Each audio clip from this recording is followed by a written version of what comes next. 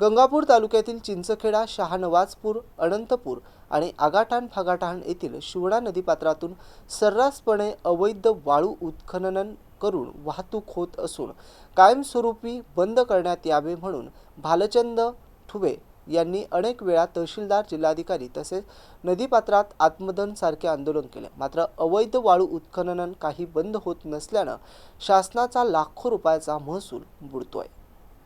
गंगापूर तालुक्यातील शहानवाजपूर, अनंतपूर, आगाठाण फागाठाण येथील शिवणा नदीपात्रातून तसेच खाजगी जमिनीतून होत असलेल्या सर्रास अवैध वाळू वाहतूक बंद करून संबंधितांवर कारवाई करण्यासाठी भालचंद ठुबे यांनी आंदोलन केलं. परंतु महसूल विभागाकडून ठुबे यांना आजपर्यंत फक्त आश्वासनं मिळाली.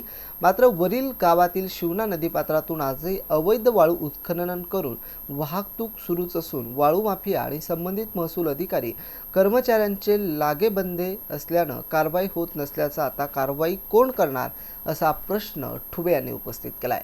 गंगापूर तालुक्यातील भालगाव, मालुंजा, काटेपिंपळगाव, झोडेगाव, शिवणा नदीपात्रातून अनेक ठिकाणी अवैध वाळू उत्खनन करून वाहतूक रात्रंदिवस सुरू असून अवैध वाळू उपसा करणाऱ्या विरोधात अद्यापपर्यंत काहीच कारवाई करण्यात आली नसल्यानं वाळू माफियांना अभय मिळत असल्याने आतापर्यंत शासनाचा लाखो रुपयाचा महसूल बुडाला असल्याने यात जबाबदार कोण असा प्रश्न नागरिकांमधून आता उपस्थित केला जातोय.